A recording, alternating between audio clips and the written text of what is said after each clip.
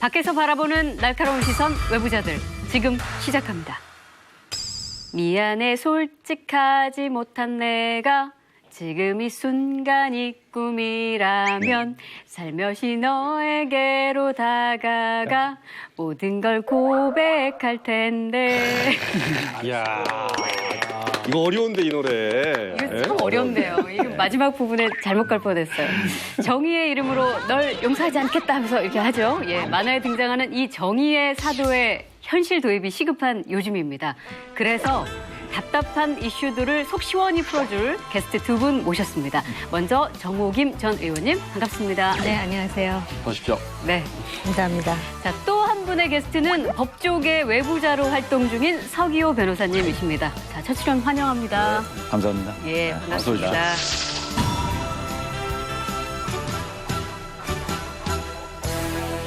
뭐 이력만 보면 외부자들 타이틀에 아주 잘 어울리는 것 같습니다. 한때 뭐 서초동과 여의도에서 내부자로 활약을 하셨잖아요. 근데 왜 법조계 외부자예요? 법조계 내부자잖아요. 지금 제가 판사 블랙리스트 1호로 과거에 지켰던 사람이고요. 아하. 그러다 보니까 법조계 외부자. 아하. 그때가 근데 또 MB 정권 시절이잖아요. 그래서 두 분이 약간 악연? 아니 요새 블랙리스트란 표현을 쓰면 안 돼요. 체크리스트지. 이렇게 시대에 뒤떨어진.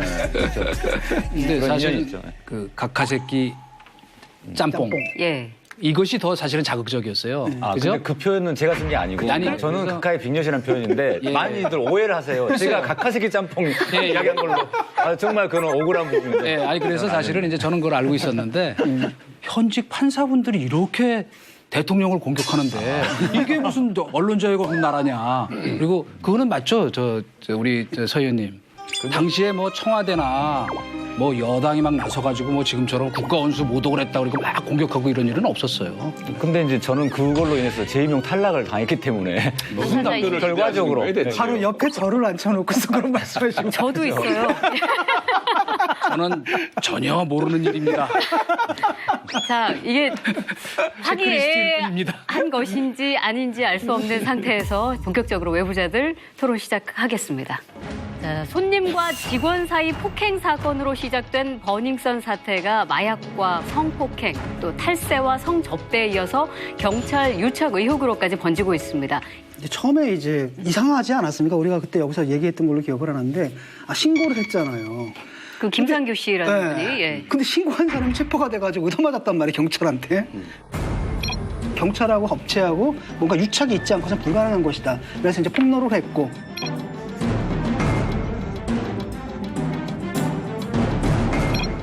예, 저와 관련된 모든 의혹들에 대한 조사를 마약 투약 혐의 인정하십니까?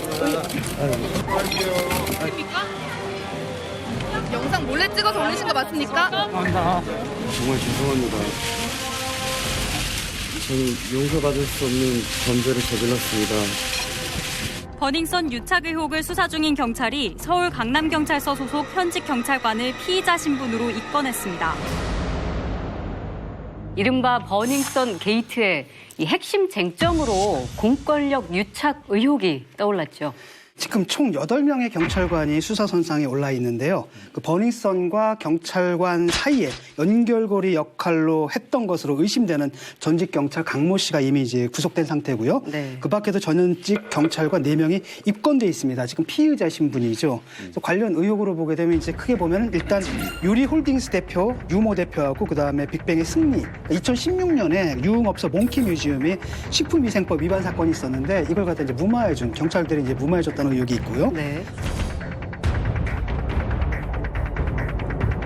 두 번째로는 또 그 버닝썬에 미성년자가 출입한 적이 있는데 그때 아마도 그 미성년자의 어머니가 아마 신고를 했던 걸로 알고 있는데 우리 애가 낳는다고.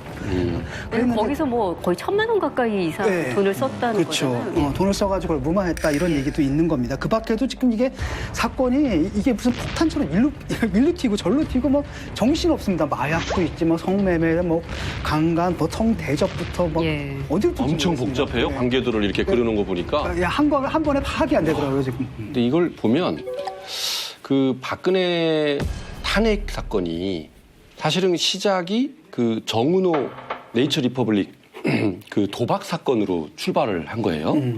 뭐 그렇게 해서 뭐 이대생 집단 전교생 시위 사건이 나타나고 뭐 이제 그런 고비를 넘으면서 크게 발전을 했잖아요. 근데 이제 이것도 단순한 그런 폭행 사건이었는데 여기에 이제 권력, 돈, 마약 이런 것들이 같이 개입이 되면서 굉장히 일파만파 퍼져나가고 이게 어디까지 퍼져나갈지 앞으로 굉장히 기대가 됩니다. 궁금합니다. 네. 궁금해요. 한마디로 얘기하면 지금 무슨 종합 뷔페 세트, 심지어 90년대에 나왔던 그 유명한 영화, 뭐 섹스, 거짓말, 그리고 비디오 테이프. 근데 거기에다가 연예계 톱스타들이 등장하고 마약이 등장하고 그다음에 권력까지 개입이 되니까 청와대라는 시작은 아주 작은 거로 시작을 했는데 지금 번져가는 양상은 지금 이게 청와대 턱 밑에까지 가 있는 이런 상황이기 때문에 그런 의미에서는 아주 그 대형 게이트로 발전할 소지가 기대라고 그러면은 안 맞고 상당히 지켜볼 좀 대목이죠. 아, 실제로 이게 저는 게이트로 비화되지 않았으면 좋겠다는 생각이 들고요. 우리가 좀 달리 볼 필요가 있을 것 같아요. 이거를 지금 이제 결국은 권력으로 비화되면서 정치권과 이제 연계시키고 싶은 유혹은 있지만 실제로 여기에는 다른 권력 기관들의 문제를 보여주고 있다. 예를 든다면은 뭐 경찰, 검찰 또 이제 언론에 이르기까지. 그런데 그 안에 그 조직 내부를 좀 들여다보면서 이것이 게이트로 정말 비화할 것인지 아니면은 총경에서 또 플러스 알파선에서 끝날 것인지를 우리가 분석할 수 있을 것 같아요. 일단은 이 사건에서 말이죠. 나머지들은 마약 물론 이제 중요한 사건들이긴 한데 가장 중요한 부분은 뭐냐면은 성폭행이 졌다라는 거예요. 마약을 먹이고 촬영한 거 이런 것들인데 그 부분은 확 사라져 버렸어요. 그다음에 이제 이것이 이제 그 육착 관계가 일어났던 것들을 보게 되면 2015년에 이분이 이제 그 윤총경인가 그분이 강남 경찰서장을 하잖아요. 네. 그때 그 유착 관계가 형성된 겁니다. 관내에 있었던 업소랑 뭔가 유착 관계가 있었고 지금 문제가 되는 사건들은 이분이 총경으로 승진한 게 2016년이거든요. 그때 그러니까 사실은 박근혜 정권 때 있었던 일들이라는 거죠. 그래서 그 FT 아일랜드에 그 최종훈인가 경찰 음주 운전 단속됐는데 250만 원 벌금 냈는데 돈 매겨가지고 그 보도 안 나가게 해준 거 이게 2016년 3월이고요. 불법 구조물 설치했는데 무마해 준 거라든지 이게 2016년 7월이고요. 그다음에 정준영 사건도 할 건데 그거 포렌식 맡겼는데 복구 불가로 해달라. 이것도 2016년입니다. 그리고 이분이 이제 2017년부터 2018년 7월까지는 1년간 청와대 민정비서관실에 이제 근무를 하거든요. 이때는 또 없어요. 그 다음에 바로 근무 마치고 나서 뭐가 있냐면은 미성년자 출입권 무마해 준 게 전에 대기 상태에 있었던 일이라는 거죠. 무슨 말이에요, 그러면? 이 정권하고는 상관없다. 전 정권의 일이다. 이런 얘기를 하고 싶은 그러니까 거예요? 그걸 갖다 이렇게 무리하게 정권과 연결시킬 필요는 없다라는 거예요. 네, 이거 전 정권의 일이라고 하기도 뭐한 것이 제가 이것 때문에 이제 경찰 내부의 어떤 동학이랄까 좀 확인을 해봤더니 이 경찰 안도 되게 복잡해요.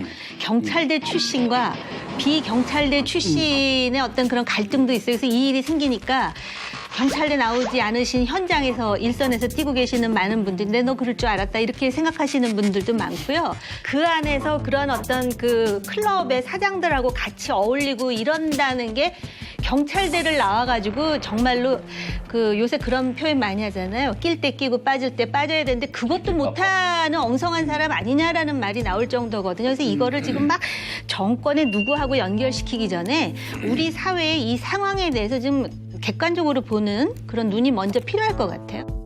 경찰 측은 각종 의혹의 중심 인물로 거론되고 있는 윤 총경에 대한 강제 수사를 진행하고 있는데요. 세간의 이목이 집중되면서 과거 이력들도 함께 조명이 되고 있습니다. 조직 내부에서 꽃길만 걸었다는 엘리트 경찰관으로 또 현 정부에서도 핵심 요직을 거친 실세다라는 그런 평판이 지금 있죠. 뭐 제일 좋은 자리에 있었던 건 이 경찰청 본청의 인사과장. 예, 그 자리가 굉장히 센 자리입니다. 인사를 담당하니까. 네, 경찰 조직이 10만이 넘거든요.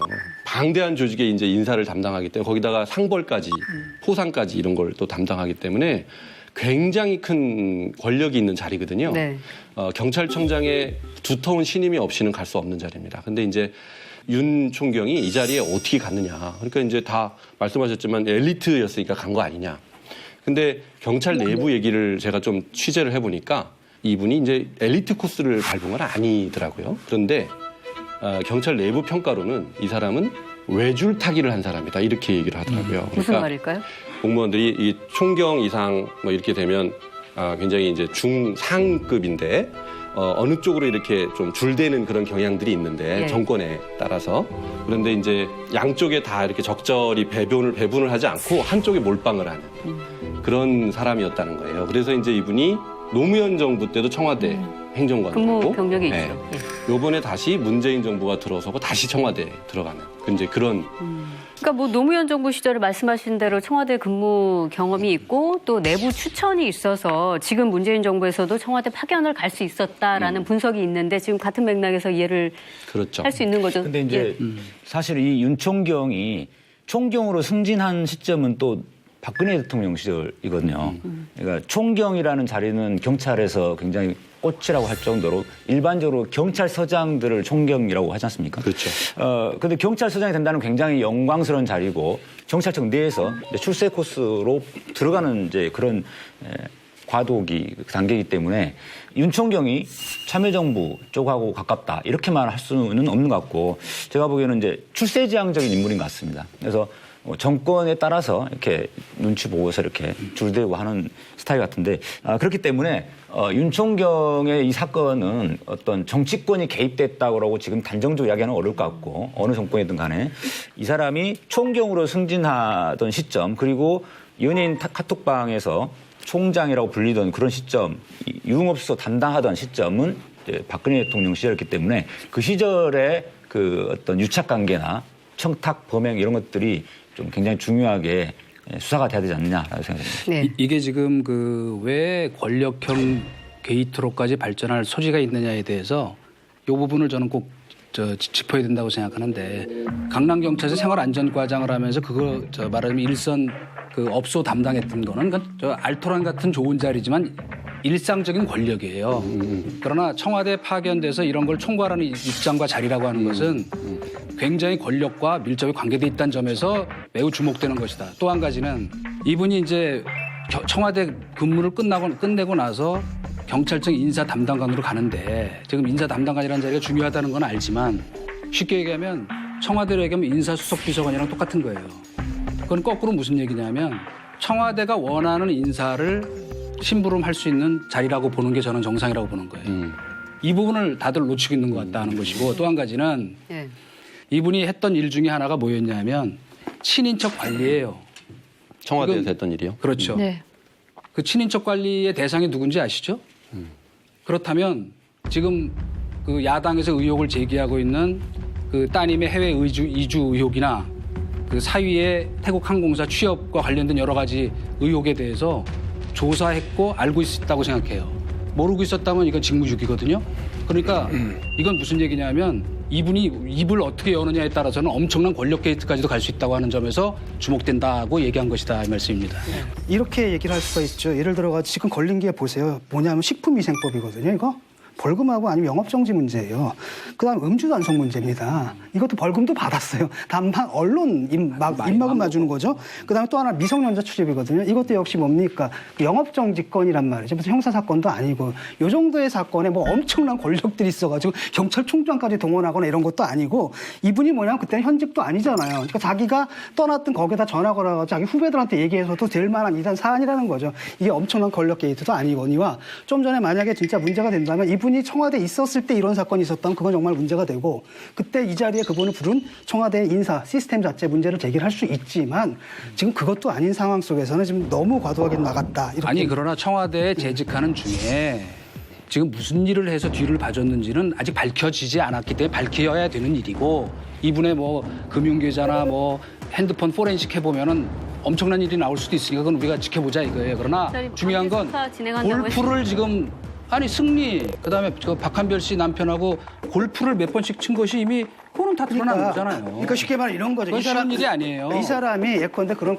유착관계를 형성한 건 2015년에 강남 경찰서에 재직하면서 유착관계가 형성됐고 시작이 됐는데 그렇죠. 청와대까지 이어졌고 뒤에 이어졌다고 보는 그 유착관계가 계속 유지가 된 건데 그 유착관계를 유지하는 데서 청와대 근무한 게 정말 본질적으로 역할을 했느냐? 아니 저는 좀 이해가 안 되는데요. 이게 무슨 특정 정권만의 문제라고 볼 이유가 뭐가 있어요? 왜 이게 지금 과거 정권 문재인 대통령이 그렇게 말씀을 하시긴 하셨지만 그래서 뭐 지금 뭐 민주당이나 이렇게 다 같이 같은 목소리를 내고 있긴 한데 제가 보기에는요. 이 사건을 과거 정권의 일이다라고 규정을 하면요.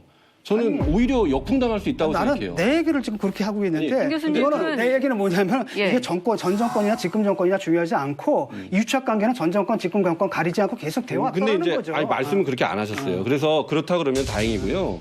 그러니까 정권과 상관없이 어디까지 갈지 모르겠다는 거예요. 그러니까 모르는 거지. 가능성이 있다는 거죠. 가능성이 있는 그러니까 거예요. 근데 어떤 네. 가능성을 두고서 그렇지. 이제 우리가 단정을 해서는 지켜보자. 안 된다는 얘기예요. 뭐 단정을 하지 말고 가능성을 이제 염두에 두고서 뭐 현 정권이든 전 정권이든 예. 뭐 잘못된 거는 우리가 수사를 당연히 해야 되는 그렇죠. 거니까 성의 없이 수사하는 건 맞습니다. 그게 중요하죠. 네. 아, 하지만 지금 단계에서 아직까지는 권력형 없는데. 게이트라고 단정할 수 있는 나온 거는 없다라는 것이죠. 그래서 없기는 없는데 그런 이제 합리적 의심을 할 수 있는 여지는 저는 있는 것 같아요. 지금 말씀을 들어보니까. 왜냐하면 이 사람이 그 김태우 감찰관하고도 묘하게 또 연결이 돼 있어요. 그래가지고 청와대에 이제 근무하면서 사업자들 간의 이권 다툼이 있었는데 그 첩보를 경찰에 이첩하라는 지시를 당시에 백원우 민정비서관이 내렸는데 그거를 그 진행 상황을 확인했던 사람이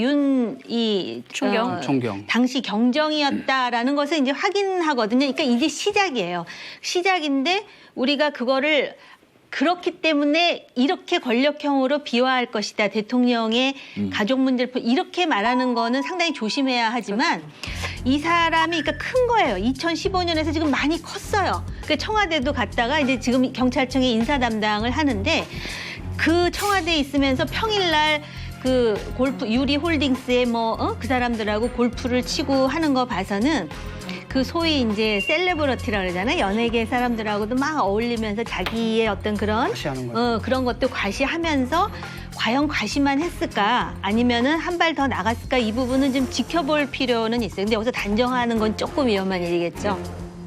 버닝썬 사태에 착수한 서울지방경찰청 수사팀이 생겼는데 규모가 굉장히 이례적입니다. 16개 팀 152명으로 확대가 되면서 전방위 수사를 예고를 했는데요.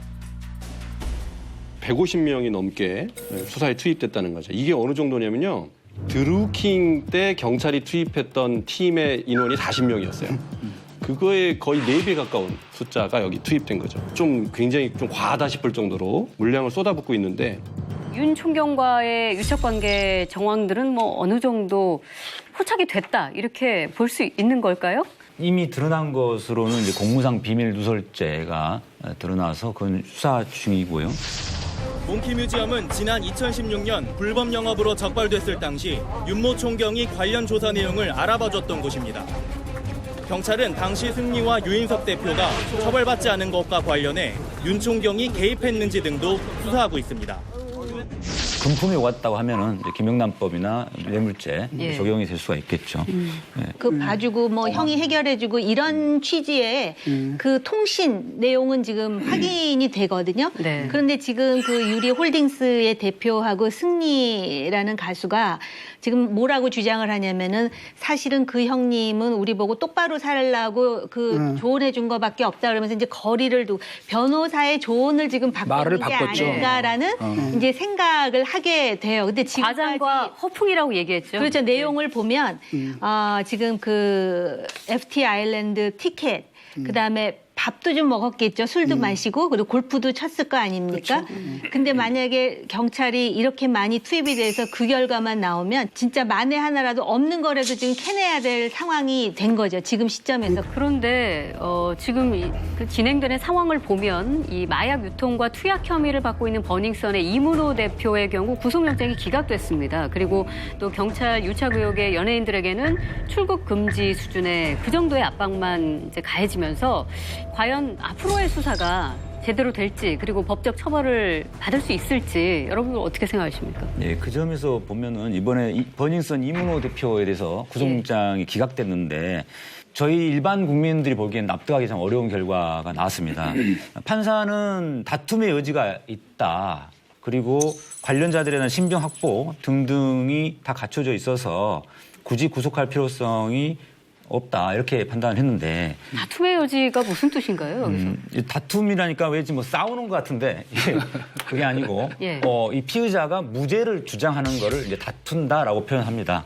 그럼 서 변호사님은 이제 판사로도 활동하셨으니까 이해가 되는. 네, 그러니까 왜냐하면은 판사들은 예. 소위 말해서 그 앞으로의 가능성이나 어떤 추정 이런 것 가지고 판단하지 않고 오로지 증거로 판단하는 거거든요. 예단하면 안 그러면 되죠. 예단하면 안 되니까요. 네. 현재 나와 있는 증거만 가지고 판단하기 때문에 현재까지 수집된 증거로는 조금 부족하다고 본 겁니다. 이문호 이 사람은 마약 검사를 했는데 약물 검사를 했는데 양성으로 그러니까요. 나왔단 말이에요. 예.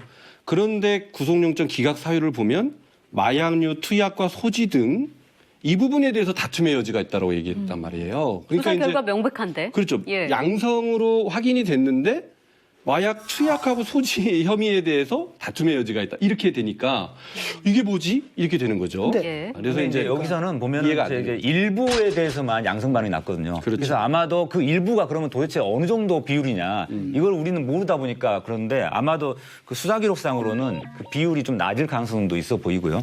아마 그렇기 때문에 영장 담당 판사가 이제 기각한 것 같은데 저도 좀 의문은 있습니다. 이런 사안 같은 경우는 철저하게 그 수사 기록의 증거만 가지고 판단할 게 아니라 이렇게까지 나비 효과로 쭉 전개되었던 과정이라든가 경찰 전체의 어떤 조직적인 범죄라든가 뭐 비리나 뭐 이런 것까지 지금 확대되고 있지 않습니까? 점점 이런 점들을 감안해서 볼 때는 이 수사의 탄력을 이제 주기 위해서라도 일반적인 사건에서는 그렇지만 이 사건에서는 오히려 발부하는 것이 맞았지 않냐라는 생각이 듭니다. 예. 사실은 국민들이 그 분노한 사건 있잖아요. 이 사건과 이분이 엮인 게 아니에요, 지금. 곁다리로 그 마약으로 엮여버렸거든요. 이러니까 이제 우리가 볼 때는 성폭행이 일어나고 이건데 이런 사람 왜 풀어줘? 약간 건덕지가 있는데 약간 이런 부분이 있는 것 같고 법관들은 근데 나름대로 논리적으로 그걸 판단해야 되잖아요. 그러니까 아마 풀어준 부분이 있고 여기서 이제 약간 그 민심과 좀 괴리되는 현상이 좀 그러면 있는 것 이문호 같아요. 대표는 지금 뭐 영장이 기각이 된 거고 만약에 가수 승리의 경우에는 법적 처벌 수위를 어느 정도 예측하시나요? 근데 승리 같은 경우에는 예. 마약 검사를 했는데 음성이 나왔어요. 그리고 아직까지는 딱 밝혀진 건 없어요. 왜냐하면 본인이 지금 다 부인을 하고 있잖아요. 그러니까 근데 지금 뭐 의혹을 살고 있는 거는 원정 도박 혐의가 하나 있을 그렇죠. 것이고 말씀하신 그 성매매 알선 성접대 혐의가 있는데 또 승리가 심경 고백을 했는데 자기는 이게 친구들끼리 그냥 나눈 허풍이고 허세다 이렇게 전면 부인을 하는 바람에 지금 수사가 어떻게 진전이 될 수 있을까? 법이라는 게 그렇지 않습니까? 증거가 있어야 되는데 네. 원정 도박을 했으면 그 원정 그 도박장에서 누군가가 증언을 해준다든지 진술을 해준다든지 성접대도 마찬가지잖아요. 접대를 받았습니다 할 사람이 있겠습니까? 그러다 보니까 승리는 좀 구속이 어려운 거 아니냐라는 왜냐하면은 것이 중론인 것 같습니다. 그 두 여성도 자기들 그런 거 한 적 없다라고 지금 얘기를 하고 있는 상황이거든요. 예. 문제는 뭐냐면은 그 사람이 소유하고 있는 책임을 짓고 있는 그 클럽에서 엄청난 사건이 일어났고 그로 인해서 구속된 사람도 있는데 왜 이 사람 책임을 안 지느냐 여기에 대한 국민들의 반감 이런 거죠 사실은. 그러니까 지금 가수 승리의 경우는 증거라고 할 때는 보통 이제 인적 증거, 물적 증거로 나눠지지 않습니까? 그래서 인적 증거는 관련자들이 진술을 누군가 해줘야 되는 거죠. 성접대를 받았다는 사람이라든가 해줬던 사람. 그다음에 물적 증거로 뭐 CCTV라든지 뭐 사진이라든지 이런 것들이 나와야 되는데 지금 어느 것도 지금 나온 게 없는 것 같습니다. 그러다 보니까 가수 승리에 대해서는 아직까지 법적 처벌 수위를 뭐라고 단정하기는 어렵다. 네. 근데 승리는요, 지금까지 승리가 뭐 설사 결과적으로 무슨 처벌을 안 받는다 하더라도 이 사건에서 승리는 이미 많은 기여를 했습니다. 승리, 빅뱅의 멤버 승리라는 사람이 아니었으면 버닝썬 사건이 이렇게 국민적인 관심을 불러일으키기는 어려웠을 거라고요. 굉장히 폭발력을 제공한 사람, 당사자거든요. 그래서 본질들, 뿌리들 이거를 어디까지 이제 캐고 들어가느냐 이게 중요한 관점. 근데 이제 문제는 지금 이 상황을 지켜보고 있는 국민들 시선은 이 비리 경찰 수사를 경찰이 하는 게 맞느냐. 민주당의 표창원 의원 또 바른미래당 권은희 의원은 이거 아프고 쓰리지만 검찰이 수사해야 한다 이렇게 주장하기도 했거든요.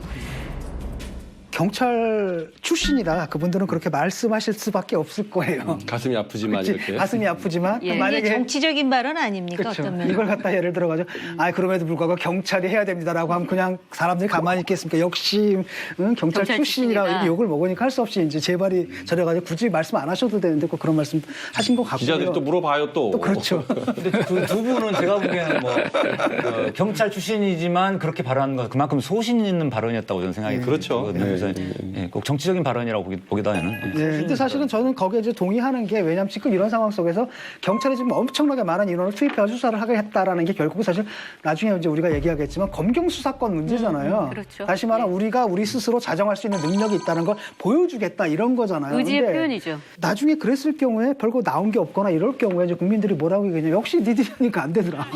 그래서 다시 제가 해라. 아까 말씀드렸잖아요. 없는 것도 지금 끄집어내야 될 판이 그렇죠. 됐다라는 것이고 경찰이 이 문제를 해결하는 데 있어서 스테이크가 엄청 높이 이제 걸려 있는 것은 맞습니다. 스테이크가 크다 이렇게 얘기를 하셨는데 많죠. 맞죠. 그러니까 쉬운 말로 해주죠. 쉬운 예. 말로. 스테이크가 크다가 무슨 말입니까? 말하자면 걸려 있는 이해가 크다. 예. 그런 영어로 말씀일 at 텐데. stake라 그러잖아요. 그렇죠. 근데 문제는 뭐냐면 그 현실적으로 이제 검찰이 하는 게 맞죠.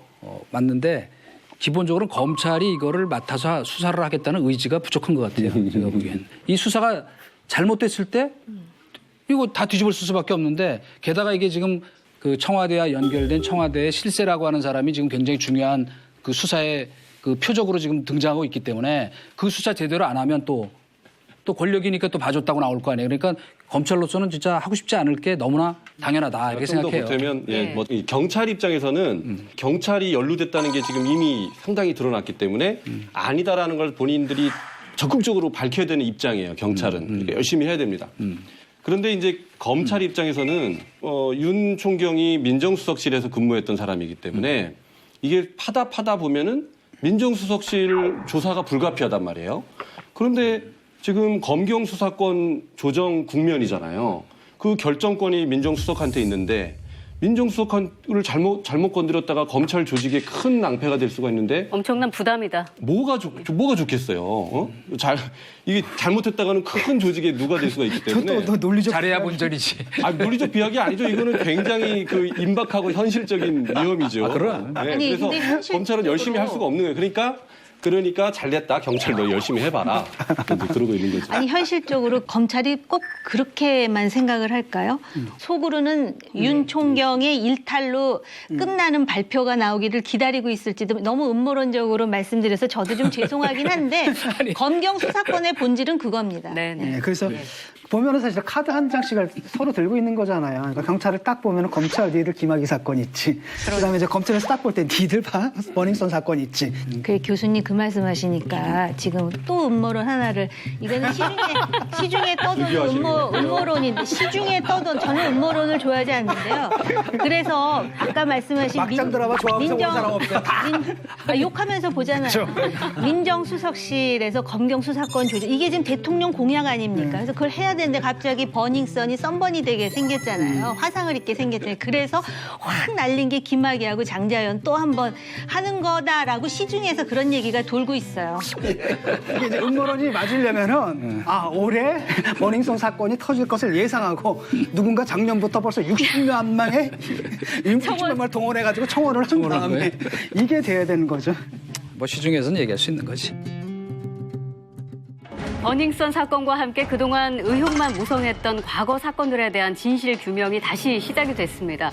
문재인 대통령은 특히 사회특권층의 권력형 비리 의혹 해소의 모든 방법을 강구하고 엄정한 사법 처리를 해라 이렇게 지시를 했죠. 예, 이 사건들의 공통점으로 이제 세 가지를 지적을 했는데요. 사회특권층에서 일어난 일이다. 두 번째, 검찰과 경찰 등 수사기관이 고의적으로 사건을 비호 또는 은폐한 정황이 보이고 세 번째인데 국민들의 공분을 샀다라는 거죠. 네. 그래서 검경 조직에 명운을 걸고 철저히 수사할 것을 주문했습니다. 제가 보기에는 잘 짜여진 기획으로 저는 봅니다. 지금 보세요. 문재인 대통령이 그 전에 어떤 일이 있었는지를 보면 박상기 법무부 장관하고 행안부 장관, 네, 두 장관이 장자연, 김학의, 그다음에 버닝썬, 장학선 요 사건에 대해서 이렇게 보고를 합니다. 그리고 대통령이 거기에 대해서 이제 지시를 합니다.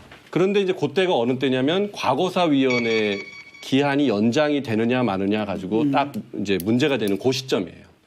근데 대통령의 지시가 있자마자 과거사위원회 활동 시한이 2개월이 연기가 되죠. 그러니까 과거사위원회 기간 연장을 염두에 두고 이런 일련의 기획들이 일어났다. 저는 이건 음모는 아니고요. 이거는 뭐 맞는 것 같아요. 이게 뭐 문제가 있는 것도 아니고. 그러니까 사실은 이게 거기에 대한 그 국민들의 불만이 있었던 거거든요. 지금 왜냐하면 어떤 사건이냐면 이게 시한은 지금 만료가 되는데 새로운 증인이 나타났단 말이죠. 그러니까 장제연의 그 친구로 같이 활동했던 그 자리에 있었던 그분이 적극적으로 증언을 하고 자기 얼굴까지 드러내면서 나오고 있는데 그러니까 국민들의 입장에서 볼 때는 아 이제 뭔가 좀 밝혀지려고 하는데 시한은 끝났네. 여기에 대한 불만이 있었고 여기에 대해서 대통령이 이제 응답한 거죠. 거기에 대해서 그냥 해라라고 했던 거고 거기에 맞춰가지고 연장해 준 거죠, 사실. 예. 버닝썬 사건이 민정수석실이나 이렇게 해서 현 정부 쪽으로 비화될 걸 덮기 위한 음모는 아니냐 이렇게 이런 이야기들이 있다고 했는데 우리가 팩트 체크를 하나 해볼 부분이 뭐냐면은 김학의 사건 조사팀이 작년 11월인가요? 그때 재배당이 됐습니다. 왜 재배당이 됐냐면은 처음에 맡았던 그 조사팀이 부실 조사를 하고 그다음에 피해자에게 오히려 2차 가해를 가는 본인이 스스로 원해서 한 것 같은데 뭐 성폭력 아닌 것 같은데 이런 식으로 계속 이야기하니까 피해자 쪽에서 이 조사팀을 바꿔달라 이렇게 강력하게 요구를 했고 그래서 이 조사팀이 바뀌었는데 이 바뀐 조사팀이 굉장히 활약을 많이 했습니다. 사실은 올 3월달 초에 박관천 전 경정의 진술을 토대로 해가지고 최순실과 김학의 전 차관의 부인이 서로 아는 사이더라. 그래서 이렇게 연결돼 있다. 이런 이야기가 이제 언론 보도 나오니까 이게 국민적 관심사가 확 이제 올라온 거고요. 또 한 가지는 조사팀에서 김학의 전 차관을 공개 소환 조사를 합니다. 그랬더니 김학의 차관은 뭐 전혀 안 나왔죠. 근데 그 무렵부터 언론사에서 각 기자분들이 굉장히 취재를 열심히 했어요. 그래서 대검 진상조사단의 바뀐 조사팀의 철저한 철저한 조사가 이루어졌었고 그다음에 거기서 새로운 팩트들이 많이 나왔고 그러면서 언론에서 많이 증폭되고 그러다가 국민청원이 시작되니까 마침 또 과거사위원회의 2개월 연장하냐 마냐 이런 중요한 결정이 있고 그 타이밍에 이제 문재인 대통령 지시가 이루어졌던 거기 때문에 이것은 결국 정리하자면 문재인 대통령의 진상조사 지시는 국민 여론에 힘입어서 이렇게 지시를 했기 때문에 찬성 의견이 그렇게 60% 이상이 나오게 됩니다. 저는 이렇게 생각하는데요. 순서도 매우 중요한 겁니다. 대통령 말씀은 그냥 하는 거 아니거든요. 장학선이라 그랬죠 아까 그죠? 왜 하필 그 순서로 말씀하셨을까? 사실은 재조사를 해서 밝혀낼 수 있는 순서로 본다 그러면 그 순서 거꾸로 된 거거든요. 장자연 사건 같은 거는 사실은 국민적 정서 충분히 100% 이해하고 그것도 뭐 엉터리 추사한 거는 밝혀져야죠. 그러나 현실적으로는 지금 공소시효들이 다 지난 일이기 때문에 재수사에도 나오기가 참 어렵다. 두 번째도 뭐 특수강간죄를 얘기하는데 그것도 뭐 절반 정도 가능성이 있을까 말까 하는데 현실적으로는 강제수사권이 없기 때문에 굉장히 어려워요. 그렇기 때문에 이런 여러 가지 점을 볼 때 대통령께서 법무장관이 수사지휘권을 행사하는 것 같이 이렇게 말씀하시는 자꾸 이거는 사법의 안정성이나 여러 가지 이 법치의 안정성을 위해서 별로 좋은 일은 아니다. 일단 그걸 봐야 될 것 같아요. 예컨대 시한 연장에 찬성하는 사람들의 논리하고 그다음에 반대하는 사람들의 논리가 어느 정도 더 타당한가라고 했을 때 연장에 반대하는 사람들의 논리 내가 좀 들어본 게 별로 없는 거거든요. 그다음에 지금 막 증인이 나가서 적극적으로 막 얘기를 하고 있고 그다음에 사실 진상조사를 한 다음에 이걸 수사를 할지 안 할지 아마 이런 것들을 거기서 결정해가지고 검찰이나 뭐 이런 데 넘겨줄 겁니다. 거기까지만 하는 거지 이 사람들이 뭐 대단한 걸 할 수 있는 건 아니잖아요. 그다음에 또 이거 끝난다 해서 검찰 수사를 안 하는 게 아니라 그때 제대로 들어가는 거고 국민 여론에 의하면 지금 특검 재수사 찬성이 71.7%거든요. 거기에 반대하는 국민은 17%밖에 안 된다는 거니까 뭐 사실 압도적 다수고 그다음에 또 하나는 뭐냐 이 사건이 뭐냐 잊혀졌는데 끔찍한 사건입니다 이게. 왜냐하면 이걸 뭐라 하냐면 그때 검찰에서는 어떻게 접근을 했냐면 성접대 사건으로 접근했거든요. 성접대 사건을 했으면 그 여성들이 뭐가 되면 공범이 되는 거예요. 성적인 상납을 하는데 공범이 되는 건데 이 여성들은 줄기차게 뭐라 하면 자기들 피해자라고 얘기를 했고 그다음에 결정에서 일어났던 일들은 이 방송에서 입으로 담을 수 없는 정말 해괴한 일들이 벌어진 거잖아요. 그래서 이 사건을 그렇죠. 성접대 사건이 아니라 특수강간 의혹 사건으로 봐야 된다라는 근데 지적이 애초에 있는 거죠. 검찰이 그렇게 프레임을 씌우고 그다음에 심지어는 뭐라고 그랬냐면 저기 옷 입은 여자가 나다라고 했더니 너 그 옷 갖고 와. 8년 전 옷을 갖고 오라는 거예요. 뭐 이런 식의 그 얘기를 한 것들이 좀 드러났는데 이걸 그냥 넘어가야 되느냐 이런 문제인 거죠.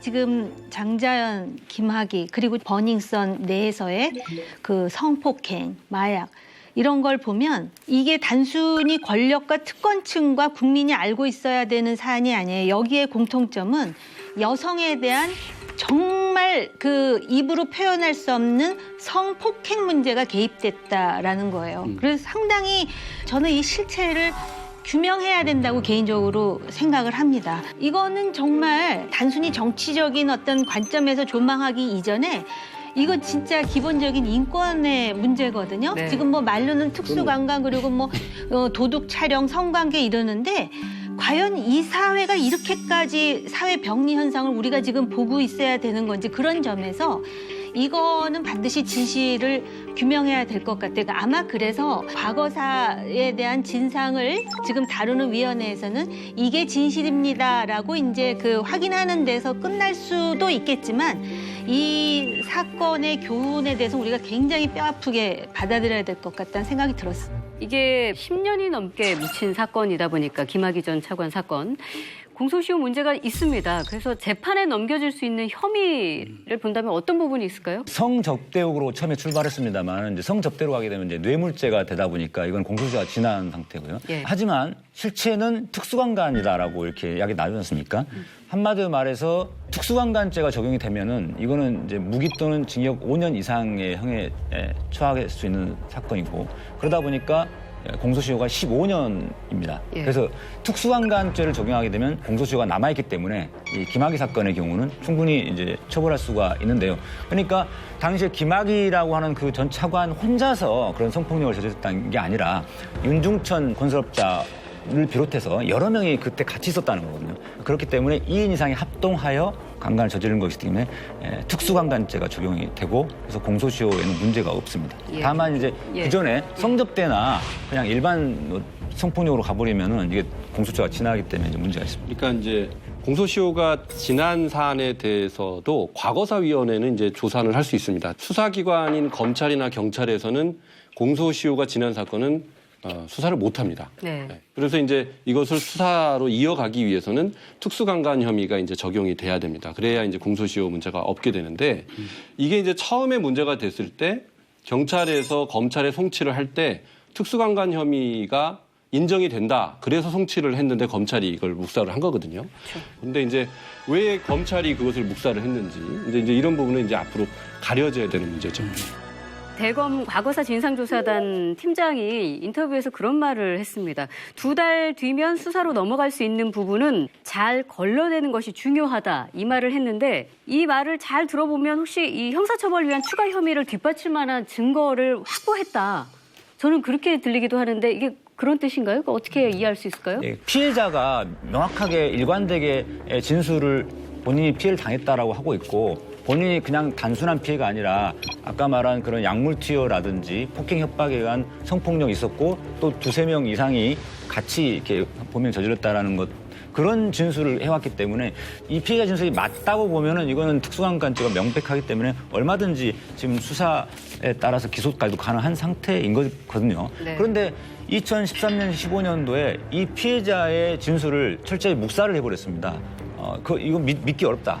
근데 이게 마치 어떤 거랑 비슷하냐면은 작년에 이제 우리 서지영 검사님이 미투 폭로를 하면서 대법원에서 어떤 판결이 나왔냐면 성인지 감수성에 기초한 판결을 해야 된다. 네.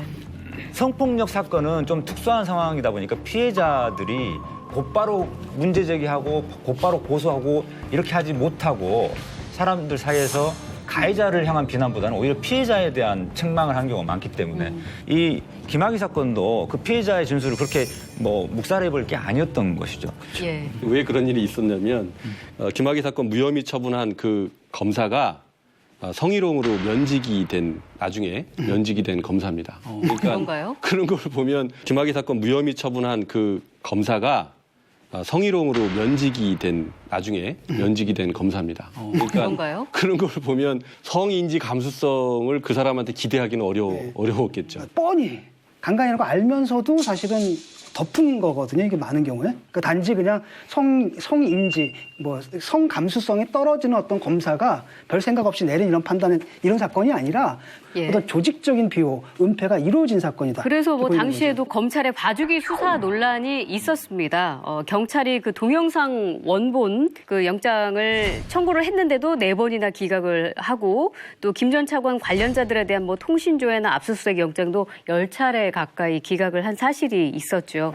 근데 어찌 됐든 조사단의 조사 기간이 이제 2달 연장이 됐는데 아까 말씀하셨지만 강제 수사권이 없단 말입니다. 그래서 2달 연장한다고 실질적인 진전이 있겠느냐 이런 우려를 하시는 분들도 계세요.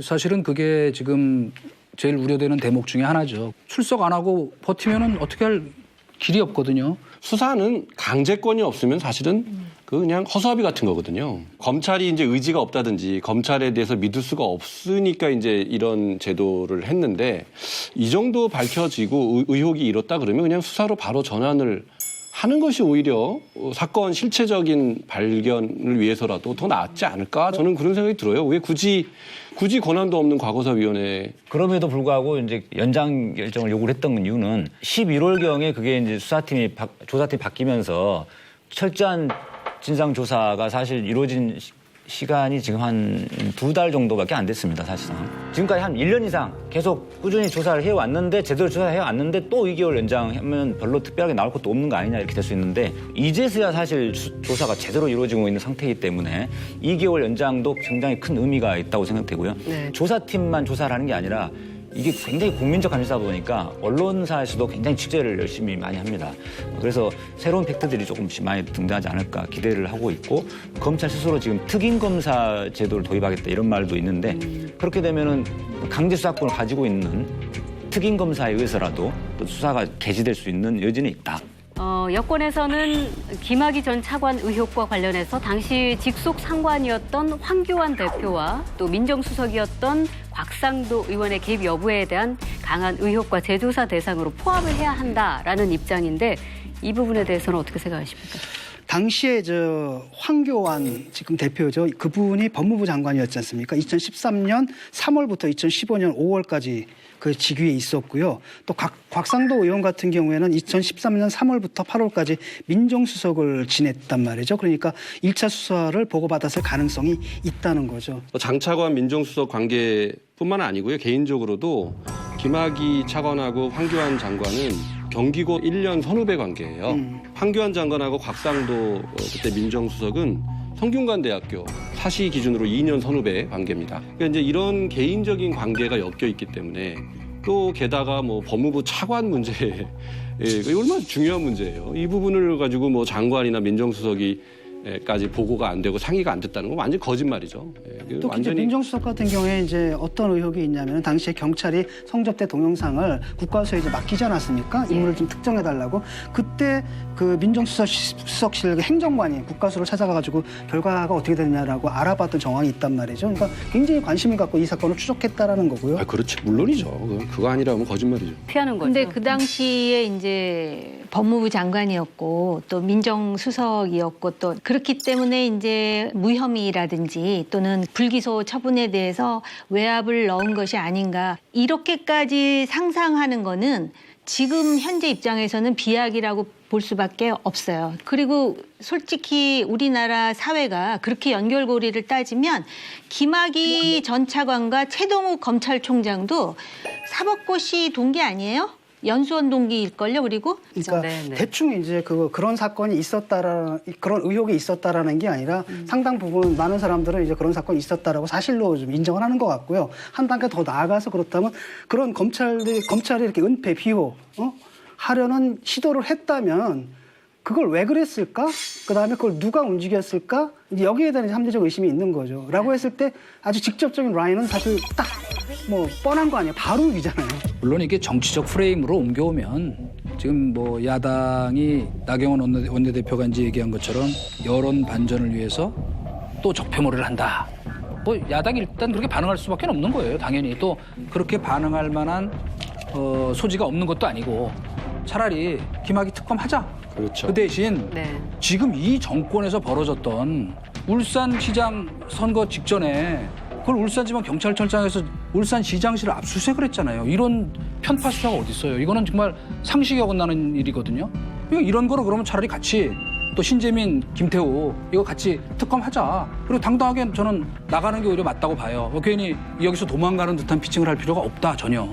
이 김학의 사건이 특검 이야기가 나오는 것은 국민적 여론이 들끓고 있는 상황에서 이제 이렇게 진상조사 지시를 하신 거고요. 신재민, 김태우나 이런 사건에 대한 특검은 좀 차원이 좀 다르다고 생각이 듭니다. 그래서 이걸 같이 묶을 수 있는 건 아니지 않느냐 생각이 듭니다. 중요한 게 제도적인 문제잖아요. 그러니까 만약에 공수처라는 게 그 당시에 있었다라고 한다면, 그리고 거기서 이 수사를 맡았다고 한다면 과연 이 사건이 이렇게 덮였을까? 이런 이제 문제를 제기할 수가 있는 거죠. 제가 아까 그 3가지 사건에 있어서 그 여성에 대한 성폭행을 말씀하시면서 진상을 규명하자 그랬는데, 항상 이 얘기가 나면 그 다음에 나오는 얘기가 이게 지금 자유한국당에 누구와 연결되고 이래서 공수처를 해야 되고 이러니까 그 순수한 동기에 대해서 또 의심을 받는 거예요. 일단은 진상 규명이 우선이고요. 네. 우리나라에도 정치적으로 휘둘리지 않는 어떤 그러한 그 시스템이 있었으면 좋겠다 하는 것에 동의를 표하지 않을 사람은 없습니다. 이걸 자유한국당이 왜 반대해요? 특권층이라든지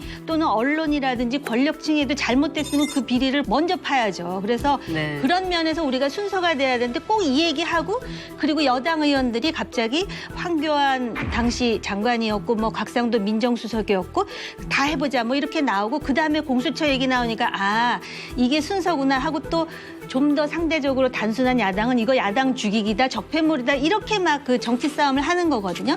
순서대로 하자 이거예요. 순서대로. 예. 이 사안은 사안 자체를 중시를 해서 그 본질을 끝까지 파고들 생각을 하는 게 가장 중요한 맞아요. 지금 일이고요. 그런데 정말 유감스럽게도 그 이제 대통령이 그런 언급을 하신 다음에 민주당의 박재호 의원이 이런 얘기를 했단 말이에요. 김학의 사건은 공수처를 만들라는 국민의 명령이고, 또 장자연 사건은 검경 수사권 분리와 권한 유착을 막아달라는 명령이고, 또 버닝썬 사건은 수사기관의 신뢰를 다시 회복하라는 명령이다. 이렇게 해서 지금 정부 여당이 밀고 있는 이런 제도와 이 사건을 연결을 좀 시키고 있어요. 바로 이런 게 이제 오해를 받을 수 있는 지점이거든요. 근데 저는 지금 도입하려고 하는 제도가 예. 과연 정부 여당에만 도움이 되는 건가? 그건 아니잖아요. 지금 국민 대다수가 지금 그걸 찬성하기 때문에 지금 법안을 올려놓은 거고, 그렇기 때문에 여야 4당이 지금 모여가지고 뭐 패스트 트랙을 만드는 이런 그러니까 할 수 그 정도의 보편성이 이 사건이랑 있는 연결을 시키는 것은 이 사건을 이용을 한다라는 오해를 살 수가 있다, 오해를 이런 할 수 얘기예요. 있지만 문제는 뭐냐면 그런 사건들이 왜 이런 제도가 필요한지를 분명하게 보여준 측면이 있는 거죠. 그것도 못하게 한다. 그러면 이제 정치를 못하게. 그건 어떻게 되냐면요. 이 사건을 우리가 차분히 다 마무리를 하고 이런 제도가 있었더라면 이게 이렇게 힘들지 않았을 것이다. 이렇게 가야 오해가 없는 거죠. 근데 이제 문제는 뭐냐면 그게 통과가 안 될 수가 있으니까 그게 또 지금 좌절될 수 있는 상황이거든요. 그러니까 예컨대 자유한국당에서 예를 들어가지고 틀어버렸단 말이죠. 근데 지금 요번에 이걸 못 하잖아요. 그럼 다시 이런 기회가 안 와요. 그러니까 바로 그것 때문에 이제 국민들한테 설득력 있게 얘기를 하는 게 왜 그게 필요하냐. 국민들 잘 모르는 경우가 많잖아요. 그러니까 이런 사건이 이런 제도가 있었으면 발생하지 않았거나 발생한다 하더라도 다른 식으로 진행됐을 거다라는 걸 잘 보여주기 때문에 그걸 얘기를 하는 거지. 그것조차도 못한다고 하는 사람 근데 사실 지금 정치인도 할 일이 벌어지고 없는 있는 거지. 상황을 저희가 다시 한번 이렇게 돌이켜서 보면은 공수처를 만드는 게 중요한 게 아니고 어떻게 초정파적으로 권력의 영향을 받지 않고 운영할 수 있느냐가 더 중요한 것인데, 저는 그런 의미에서 보면 이번에 공수처뿐 아니고 이 검경 수사권 조정에서도 일단 우선적 과제는 공수처를 만들어서 옥상옥을 만들어 갖고 또 그거를 뭐 누가 장악하니 임명권이 뭐니 하는 그런 논란에 빠지는 것보다 각각 검찰은 검찰대로, 경찰은 경찰대로 이 시스템을 어떻게 정비해서 다시 이런 일이 없도록 하느냐 하는 게 매우 중요하다는 생각이 들거든요. 그 미국 경찰 사상 최악의 그 스캔들이 뭐냐면 LAPD에서 일어났던 램퍼트 사건이라는 거예요. 램퍼트 스캔들.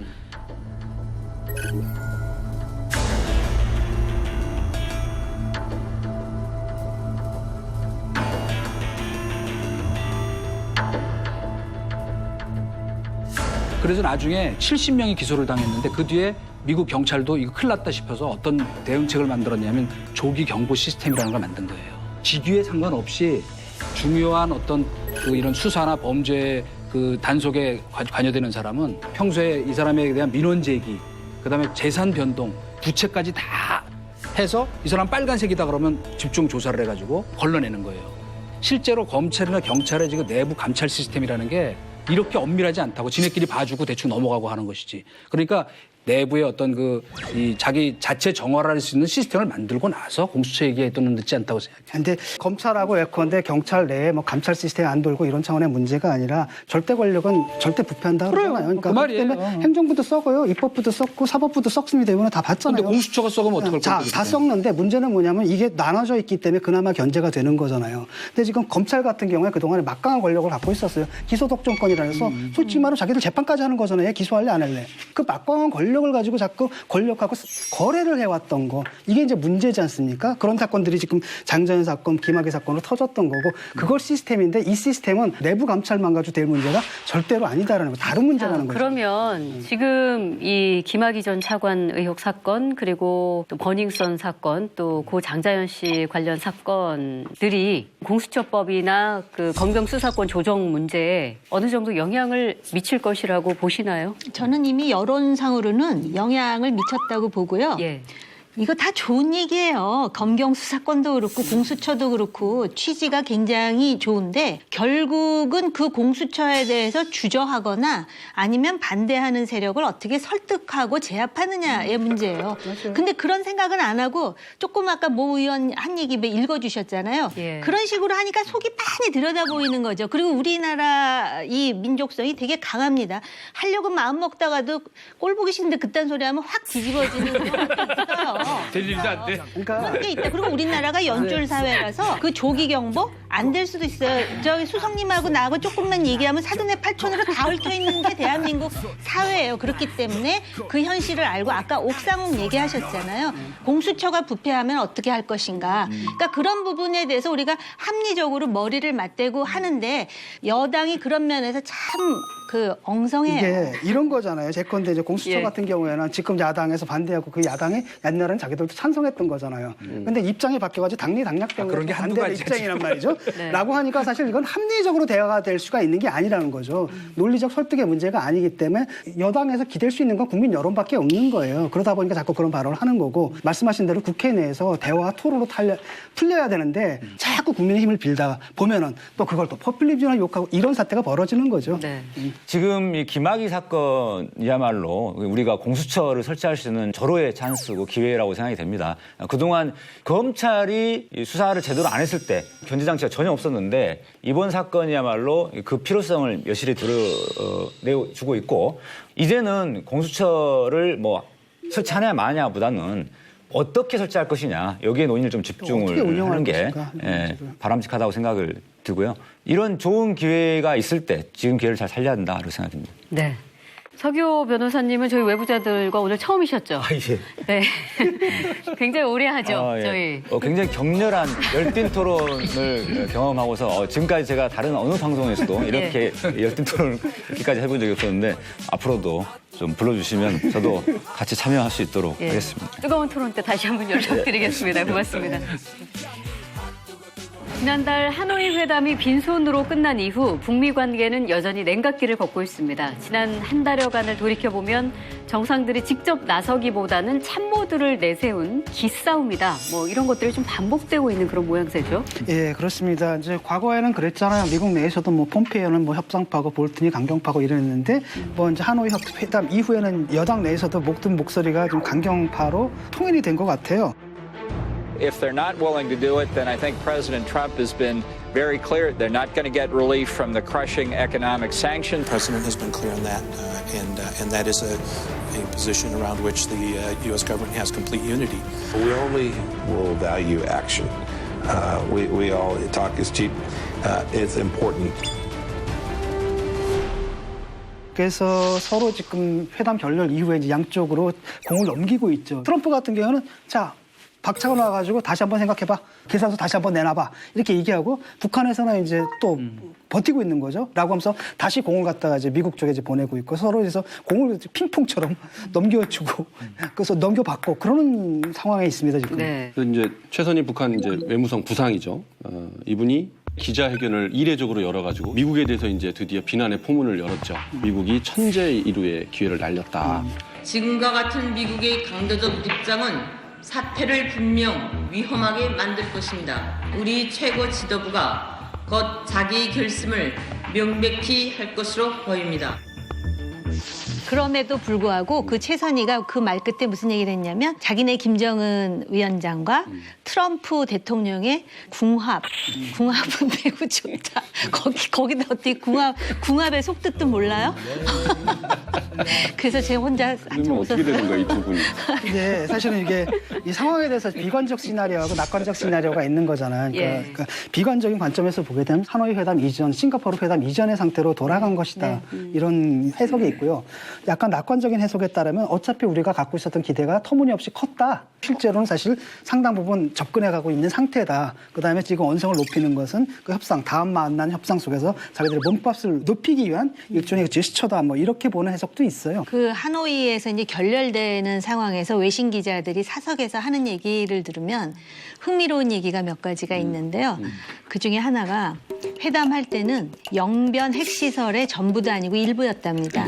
그런데 이제 말씀하셨듯이 트럼프가 박차고 나가니까 최선희가 거의 버선발로 뛰어가면서 그럼 일부가 아니고 전부 하겠다 이랬는데도 그냥 갔대요. 그랬는데 김정은 입장에서는 이런 수모는 처음이라고 본인은 생각했을 거 아니에요. 젊은 나이에 거의 2-3시간을 아무도 못 들어오게 하고 혼자 방하에서 두문불출하면서 이거는 지금 정말로 근거가 있는 얘기인지 없는 얘기인지 모르는데 제가 외신으로부터 들은 얘기는 사석에서 그 정도로 북한의 충격이 컸다라는 것이죠. 사실은 그렇잖아요. 실패한 정상회담이라는 게 있을 수가 없잖아요. 원래는 정상회담 하기 전에 모든 게 다 성공하게 돼 끝나고 있는 거니까. 그렇죠. 항상 악수만 하는 게 정상회담이었는데 그 깨져버리니까 굉장히 막 타격이 컸을 겁니다. 실패한 정상회담도 사실은 있었어요. 과거에 레이건하고 고르바초프가 할 때 레이캬비크. 네, 그래가지고선 정상회담을 했는데 아무 결론이 없었어요. 그랬지만 성명은 나왔죠. 그렇죠. 아주 우호적으로. 근데 이번에는 밥도 안 먹고 헤어졌으니까. 밥도 안 먹고 헤어지고 성명서도 뭐 이런 하나도 없었잖아요. 네. 뭐 일단은 우리가 표면적으로만 보면 최선희는 미국을 끌어들이기 위한 이제 유인책으로 전략? 보이죠. 예. 그런데 어쨌거나 미국은 또 지금 미국대로 제일 최근에 주목되는 그 양상이 미국이 갖고 있는 정보 전략 자산을 지금 총 집결시키고 있잖아요. 이 한반도 주변에다가. 그죠? 이를테면 뭐 RC-135U 그 RC-135 뭐 더블인가 하는 2개가 매일 감시하고 있고 게다가 심지어 이 전략 폭격기까지 지금 왔다 갔죠. 겁주려고. 그래서 이제 최선희의 말폭탄에 미국에 까불면 우리도 가만히 있지 않겠다는 지금 서로 으르고 있는 이런 국면이 지금 전개되고 있는 거죠. 쉽게 풀어드리면 북한이 최선희를 앞세워가지고 이렇게 팔을 딱 벌리면서 나 좀 말려줘 막 이러니까 미국이 정찰기 보내면서 까불지 마. 지금 이제 여기까지 온 거예요. 그러면 이번 그 하노이 결렬된 하노이 회담에서 어떤 사실을 우리가 확인할 수 있는가? 첫 번째, 북한은 핵을 포기할 의사가 없다라는 겁니다. 그다음에 두 번째로는 제재가 너무 아팠구나라는 거예요. 김정은이 할아버지가 말한 쌀밥에 고깃국을 아직까지 말하고 있는 현실입니다. 그리고 심지어는 김정은의 곳간이 말라가고 있어요. 통치 자금이 줄어든다는 얘기예요. 이렇게 되면 엘리트들이 이제 이반하거든요. 김정일도 마찬가지입니다. 북한 엘리트들을 소위 이제 자기 그 품 안에 아우르기 위해서 고급 차도 사주고 뭐 그런 거 했어야 사치품도 나눠주고 그래서 북한 내부의 동요에 대해서 우리가 보진 않았지만 상상하기 어렵지 않아요. 근데 이제 제가 궁금한 게 하노이에서 그 트럼프 대통령한테 우리 그 채널A 기자가 대북 제재를 강화할 거냐 이렇게 물어보니까 그때 트럼프 대통령이 대북 제재 강화는 하지 않을 거다라고 얘기를 했었거든요. 그때는. 그거는 근데 이제 그 사이에 뭐가 이렇게 변동되는 뭐가 있었습니까요? 아직은 없었죠. 그런데 이제 사실은 회담이 계속되는 동안에도 핵 활동을 멈추지 않았다는 것은 미국이 알고 있었다라는 것이고 그다음에 그 애초에 싱가포르에서 그런 얘기도 했대요. 김정은이 트럼프에게 내가 이 책상에 핵 단추를 내려놓으면 이건 다 트럼프 덕분이다. 뭐 이런 얘기를 했었대. 그러니까 트럼프의 행보는 상당히 그 명확해요. 왜냐하면 국내 정치가 우선일 겁니다. 그러니까 미국이 제재를 지금 실질적으로 강화하고 있죠. 그렇죠. 그래서 환적까지도 차단하겠다는 거 아니에요? 특히 요번에 그 김정은의 행태라든지 이 북한 내부 사정을 보고 야 제재가 정말 약발이 있어. 이걸 지금 미국이 결론 내리게 만들었다라는 것이 김정은 위원장에게는 매우 뼈아픈 부분이죠. 실제로 폼페이오하고 비건이 그 유엔을 찾아서 흐트러짐 없는 대북 제재를 강조했다고 하는 게 같은 맥락으로 이해가 되는데 진짜 북미 대화는 앞으로 가능성이 없어지는 건가요? 아니요. 그러나 이제 바로 이 대목에서 이제 그 트럼프의 이른바 협상의 기술이라고 할까? 리더십. 이거를 저희가 다시 한번 뒤집어 봐야 돼요. 일단 트럼프는 원래 이 부동산 업자이기 때문에 땅을 후려쳐 싸게 사야 되거든, 일단. 그래야 거기다가 지어서 또 비싸게 팔아먹어야 되잖아요. 그러니까 지난번에는 합의해 줄 것처럼 딱 끌어다 놓고 이게 뭐 50원짜리를 갖고 나보고 지금 100원 주고 사라고? 걷어차버린 거야. 그러니까 70원, 80원 정도는 되는 거 갖고 와봐. 지금 이거거든요. 근데 상황이 이제 급하단 말이에요. 사실은 이제 올 가을이 되면은 대선 레이스가 이미 시작이 되거든요. 네. 근데 가을 지나서는 이제 여기 올인하기 어려우니까 그 안에 뭔가 그래도 돌파구를 찾아야 돼요. 그래서 미국 그 백악관 주변에서 다시 나오는 얘기는 참모들은 지금 강경하잖아요. 트럼프는 오히려 유연하다는 거예요.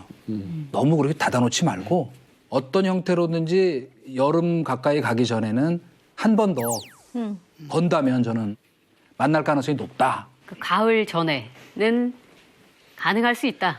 여름 전에. 여름 전에. 가을이 되면 너무 늦죠. 그 가을 전화 나올 때인데 며느리 돌아올 때까지 기다리면 되나? 네. 이게 쉽지가 않은 게 정말 막연한 부분들이 있거든요. 그러니까 사실은 접점을 찾기가 굉장히 힘들다라는 겁니다. 그러니까 한마디로 저점 빅딜인데 스몰딜이에요. 그래서 사실은 이게 우리가 만났을 때는 빅딜과 스몰딜이 그 어중간에서 어떤 딜에서 만날 거라고 했는데 딱 보니까 완전히 차이가 난 거죠. 그러니까 미국이 지금 빅딜 하면서 한꺼번에 다 내놓으라 그러지만 현실적으로 협상이라는 거는요. 51대 49, 잘하면 55대 45지 99대 1은 없어요. 그렇기 때문에 협상을 한다는 거는 결국 중간 어디에서 타협할 수밖에 없다라는 걸 미국이 모를 리가 없어요. 그럼에도 불구하고 트럼프가 장사꾼이기 때문에 그렇게 대시했는지는 모르지만 애초에 싱가포르의 합의문을 보면 뭐라고 돼 있냐면 동시 병행으로 하자고 돼 있어요. 그래서 트럼프와 김정은이 만날 수도 있지만 엄청난 벼랑 끝 전술. 이게 또 이제 그 연출될 가능성도 여전히 있다고 보여지고요. 그 김정은 위원장이 하노이 다녀온 이후에 첫 공개 메시지가 나왔거든요. 누가 무엇을 도와주기를 바라면서 남 쳐다보면 되는 일 하나도 없다. 라면서 자력갱생 정신을 강조를 했습니다. 아니 일단 제재가 계속되니까 들어오는 게 없잖아요. 그럼 독재자가 인민한테 할 수 있는 말이 뭐예요? 버텨라죠. 버텨라. 이게 자력갱생입니다.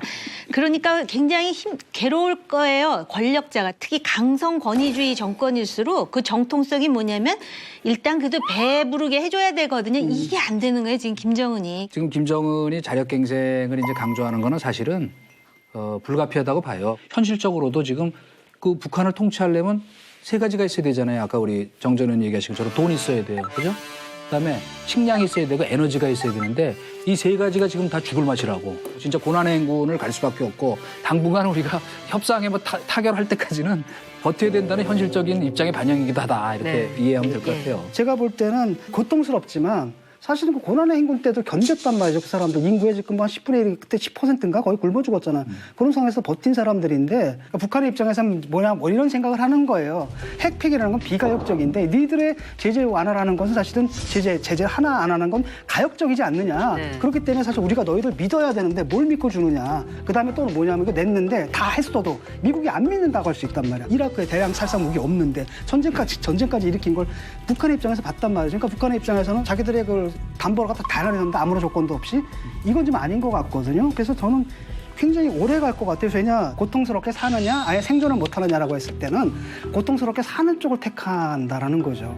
그런 과정에 우리 정부의 고민은 그 어느 때보다 정말 깊을 것 같은데 외교부가 우리의 역할은 중재가 아니라 촉진이다라고 언급한 데 이어서 문정인 통일외교안보 특별보좌관도 우리 정부가 사용하는 중재역이라는 것은 옳지 않은 표현이다라고 이야기를 했는데 한국의 역할로 이 촉진자를 제시했는데 그 어떤 의미로 받아들일 수 있을까요? 아니 근데 문정인 교수가 그 옳지 않다는 걸 왜 인제서야 얘기하는지 모르겠어요. 아니 더 잘 아시겠지만 중재라는 말은 법적 강제성이 있는 거잖아요. 우리가 중재를 하면 미국도 듣고 북한도 들어야 되는데 애초에 그런 일은 일어날 수가 없었던 상황이에요. 그래서 사실은 국제정치학 용어로 촉진자라는 말은 많이 쓰거든요. 북한도 중재자 아니라고 그랬잖아요. 그죠? 플레이어라고 했던가요? 그렇죠. 미국의 동맹국이니까 당신은 플레이어다. 그리고 사실은 지난번에 하노이 정상회담이 끝나고 돌아가는 비행기에서 트럼프 대통령이 문 대통령한테 전화를 해서 당신이 좀 중재자 역할을 해달라고 한 거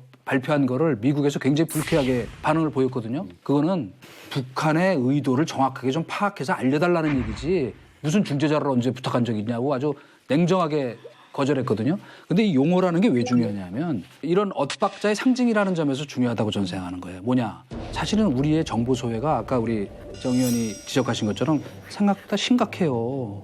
일본은 이미 그 전날 알고 있었어요. 이게 결렬된다는 거를. 그리고 뭐 그런 기사도 이미 나왔어요. 근데 우리는 1시간 전까지도 몰랐잖아요. 그 전에 무슨 일이 있었죠? 볼튼이 한국에 와서 정의용 실장하고 만나기로 했는데 다른 이유로 취소하고 갔죠? 이런 일들이 자꾸 쌓이면 어떻게 되냐면 한국을 불신하는 것이 누적됐다는 이건 증표라고밖에 볼 수가 없거든요.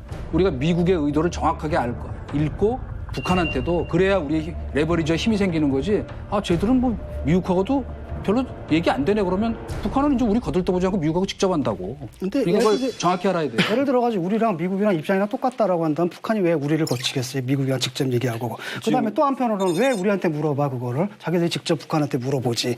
쉽게 말하면 그렇죠. 북한에서 미국에서 만약에 우리 한국 정부에 대해서 어떤 역할을 요구한다라고 한다면 거기에 역할에 맞는 권한이라든지 어떤 자율권 부분을 갖다 줘야 되는데 몽땅 다 자기들 식으로 할 거라면 굳이 우릴 필요 없이 둘이 해보시라고. 이런 상황에서 이제 중재자가 안 돼요. 중재자가 아니라는 거 확인이 됐어요. 그러면 그 다음에 촉진자는 맞는 거냐? 미국이 계속 얘기하는 게 그거 아니에요? 한국 보조 맞춰라. 국제 제재 보조 맞춰라. 앞서가지 말아라라는 걸 계속 얘기하잖아요. 근데 촉진자라는 것은 반걸음 앞서가서 두 사람을 이끌겠다는 게 촉진자 아니에요?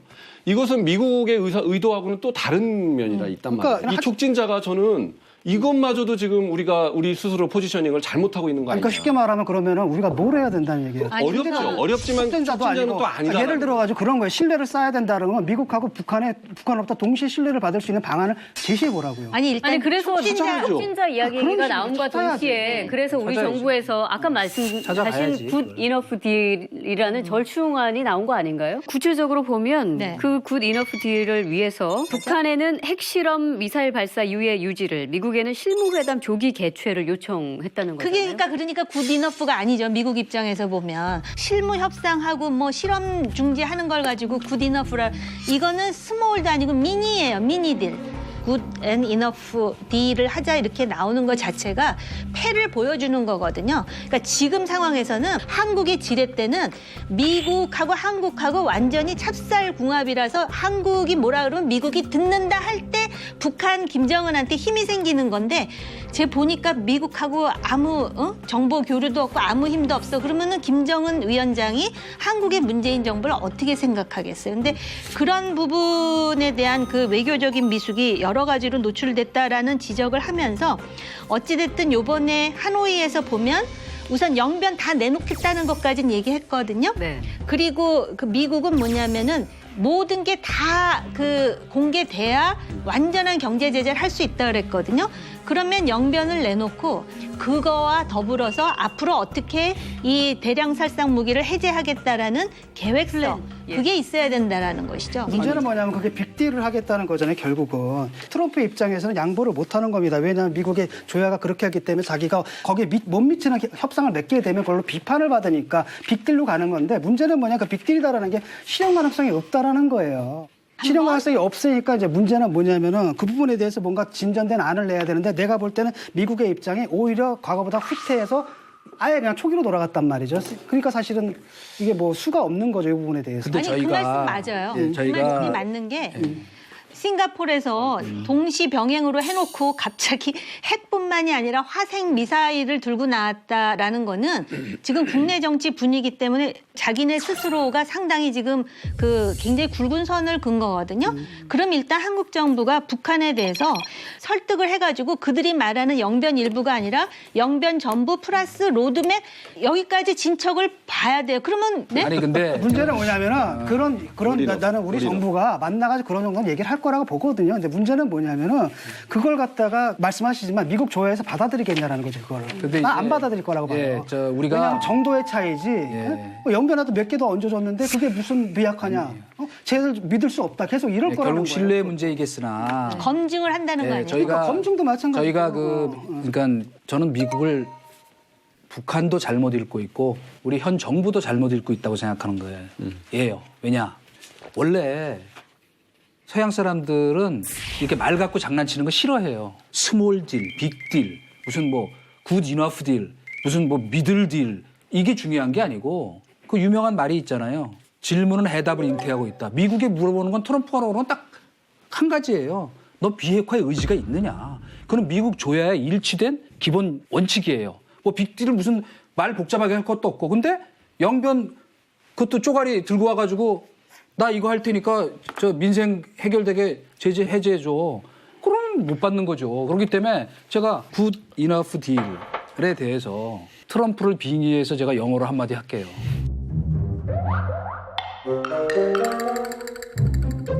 굿 이너프 딜에 대해서 트럼프를 빙의해서 제가 영어로 한마디 할게요.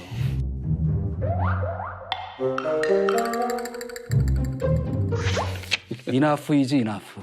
됐거든. 그러니까 이제 말장난 그만하고 가서 북한 설득해서 뭐 더 갖고 올 수 있는지 물어봐. 이 말을 D&I 국장 댄 코츠가 와서 정확히 다시 얘기해 준 거예요. 영어라는 게 원래 단순하고 명료하지 않습니까? 그럼요. 그렇기 때문에 검증해야 된다는 거예요. 너희 믿지는 않지만 하겠다 그러면 검증해라. 그러면 해나가겠다라는 게 폼페이오의 지금 발언이고요. 그래서 그 불씨를 이어나갈 그 숙제는 정부가 있어요. 정부를 제가 비판하지만 특사 보낸다 그랬을 때 그거밖에 다른 현실적인 대안이 없다고 제가 지금 하지 않습니까? 맞아요. 네. 뭐 특사 보낸다고 뭐 논리적 문제가 해결될 건 아닌 것 아니 같고요. 받을까 걱정해. 제가 받을지 안 받아도 받을지. 가서 할 얘기가 없다는 거예요. 논리적으로. 자, 이 쳇바퀴 이거 어떻게 해야 돼? 쳇바퀴. 그러게요. 논리적으로 이게 정말 어떻게 풀어야 될지 알 수 없는 너무 어려운. 의외로 쉬울 수도 있어요. 불가능하다라는 거죠. 니들 시설 어디 있는지 다 얘기해라 일일이. 그러면 완전 걔는 전략 폭격기로 그냥 폭격하면 완전 일거에 무력화시킬 수 있단 말이죠. 이런 수준의 동의를 해줘야지 트럼프는 그걸 갖고 가. 당연한 거지. 그럼 그 뭐 북한 대변이야. 그러면 문제는 뭐냐 그게. 그거 안 내놓고 그럼 무슨 북핵화를 이거 했다는 제가 거예요, 볼 때는 이거 오늘도 아니 그러면 북한에서 이 주제로는 토론이 계속 끝날 쳇바퀴예요, 수가 쳇바퀴. 없습니다. 예. 근데 지금 여러분들도 하는 게 결국은 정부 욕하는 거잖아요 지금. 아니 욕하게 하니까 그래서 내가 지금 지적한 논리적인 이거 부분에 대해서 욕 먹을 만한 거 아니에요? 아니 그러니까 논리적인 문제에 대해서 보다 해법을 내놓든지 더 좋은 안을 아니 내놓으면 해법을 좋은데. 내놨잖아요 지금. 근데 그게 해법이 안 된다고 아니 내가 굿 얘기를 이너프 하잖아. 안에 그게 들어가야 잘 된다는 보세요. 거하고. 오늘 정호김 전 의원 두 번째로 또 이렇게 출연해 주셨는데 역시 북미 관계에 있어서는 전문가다운 아주 좋은 말씀들을 많이 해주셨는데 오늘은 어떠셨습니까? 참 열띤 토론을 해서 모처럼 아주 뭔가 머릿속이 힐링되는 듯한 좋은 말씀 많이 들었어요. 대안이 있더라니까요. 그러니까 좀 너무 비관적으로 생각하시지 않으셨으면 좋겠습니다. 예, 고생하셨습니다. 한반도 비핵화를 위하여. 아,